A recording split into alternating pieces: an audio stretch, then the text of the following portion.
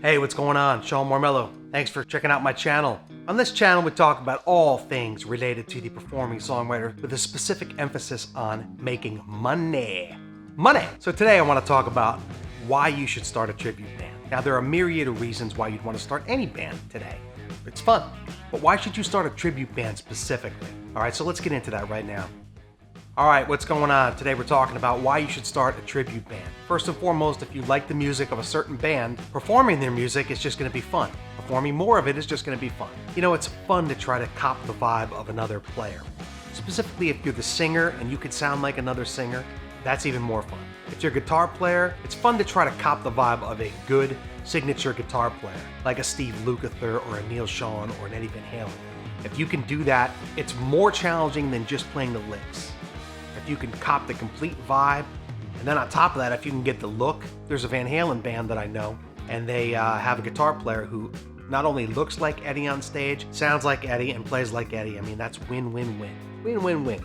Another reason why you should start a tribute band is it's challenging. It's more challenging than just playing covers from a myriad of different bands. You know, like I said, trying to get in there, get the nuance, get all the licks perfectly. If you can get it so the audience can close their eyes and they can hear that other band or picture the other band playing, then you've done your job as a tribute band as far as what my philosophy of what a great tribute band is. So if you can do that and you're up to the challenge, and it is challenging, then it's definitely a reason why you should start a tribute band. Another great reason why you should start a tribute band is it's financially rewarding.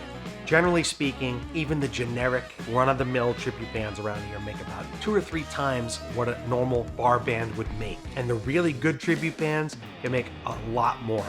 I have a tribute band called Continuum. It's a Journey tribute band, and we are one of the top tribute bands, I believe. And we command quite a bit more than a typical bar band would make. We can sell our own tickets, we can sell merchandise, we can play venues that are more like theaters and concert-like settings. And it's just a different tier than a typical cover band. Now, what kind of tribute band should you start? I.e., what bands should you tribute? First thing you need to do is take a look out there, do some research, do some Googling or DuckDuckGoing, like I like to do, and search popular tribute bands. And you'll find that the popular ones are Journey, Led Zeppelin, Pink Floyd, AC/DC, you know, whatever they may be. If that's one of the tribute bands that you want to do, don't let that dissuade you, because they're popular for a reason, and there are so many tribute bands of that particular band for a reason. That means there's an audience for that band.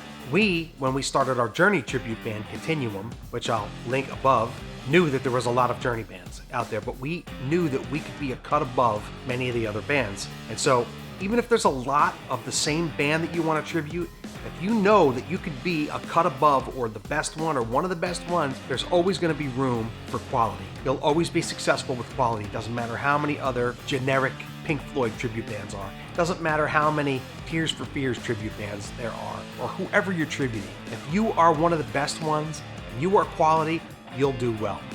All right, so that's why you should start a tribute band. Let me go into why you shouldn't start a tribute band, or who shouldn't start a tribute band. If you're a mediocre musician, or you're just a typical dad weekender, you're not a great player, you're not a great musician, you can't cop the vibe or the style of another player, your singer doesn't sound anything like it, just do yourself a favor and don't even bother, because there are too many tribute bands out there that are quality and that do well. But if you can do this, like I said, it can be very financially rewarding, as well as spiritually and emotionally, artistically rewarding, because you're up there on a big stage, it's a concert-like setting, you're treated generally better than you're treated at a bar, and you don't have to play as much but still have a good time.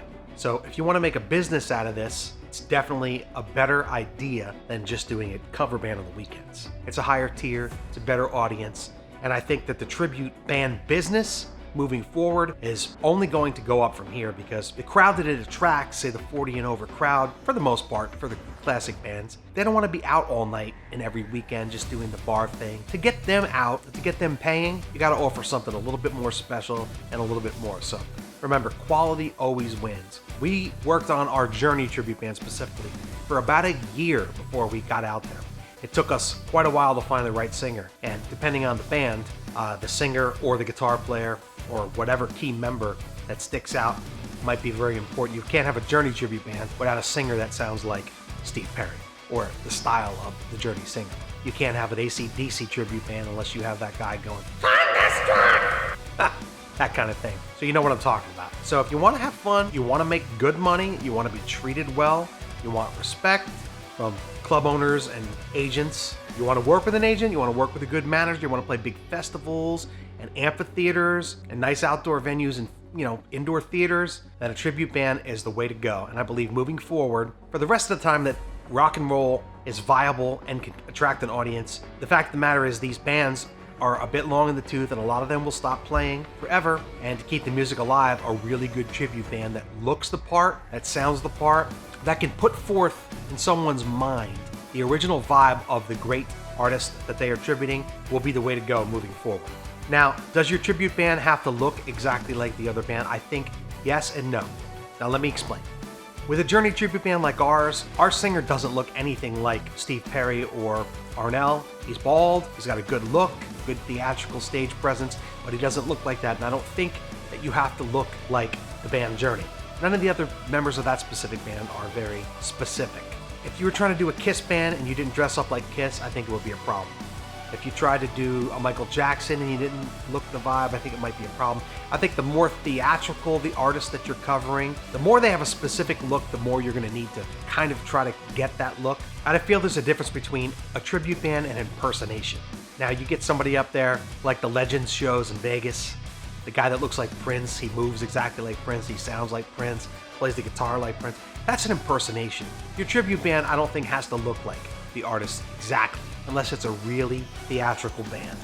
Now, if you can look like them, and you happen to look like them, and you happen to sound exactly like them, that's gonna put you in the highest tier. I'm just telling you, because people do kind of see with their eyes, but if your band is really good musically, you don't necessarily have to look like the band. That's my philosophy. There are people out there who feel differently, but we've found that we've been successful anyway, even though we don't look like the members of Journey. Additionally, we're putting together a Toto tribute band. That's our next one, and again, who has a specific look in Toto that you would have to dress up as? Nobody really. So I think it really depends on the band. Like I said, maybe if you're Poison, maybe if you're Kiss. So I'm just gonna say that if you do look like the artist and you do look like the band, I think it'll add to the success for your band if you already sound great. Other than that, you don't really need to look like the artist. Anyway, those are some reasons why you should start a tribute band. My name is Sean Mormelo. Please like and subscribe. Bing the bell, bang the bell, boom the bell, buzz the bell. I don't know. Anyway, we got a lot more content coming up, so we'll catch you soon, and thanks for being here. See you later.